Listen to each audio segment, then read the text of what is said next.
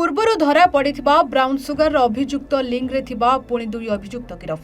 पूर्वर STF पंजारे पड़ते तेबे पूर्वर Bhadrak police Charampa अंचल जो दुई भाई को गिरफ करथिला सेही समय सहयोगी माने खसी जाइथिले। भद्रक एसपी स्वतंत्र स्क्वाड और टाउन पुलिस दुई जन को खोजुथिला। तेबे एही दुई अभियुक्त ब्राउन सुगर बिक्री करी टंका नहीं फेरुथिबा बेले बंत छक निकटरे पुलिस माड़ी बसिथिला। गिरफ दुई जन हेले पुराना बजार थाना अधीन छड़ाक महलार गुलिस्तान खान ओरफ छोटू और सरकार नगर एसके आबिद ओरफ ज्योति बोली पुलिस सूचना दी।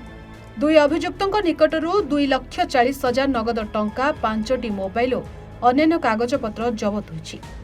11/4 तारिख रही जो केस कि आम दुई जन अभियुक्त पूर्व गिरफ होते एक कार ब्राउन सुगर और एक स्कूटी जबत होता से केस जी अभियुक्त थे फेरार होते छोटू आलियास गुलिस्तान खान आज भद्रक टाउन थाना पुलिस सकाଳେ गिरफ कर घटनाक्रम यहीपरी खबर आसाला से व्यक्ति अन्य किसी ग्राहकों को ये ब्राउन सुगर बा बिक्री कर police team चढ़ाऊ करथिला।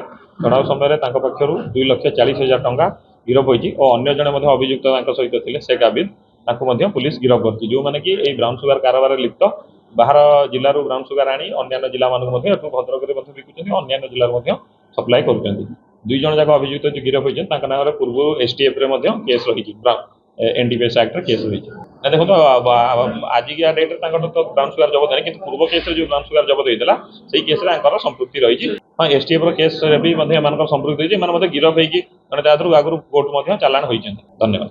Bhadrak Subhrakant Routray report A1 Odisha.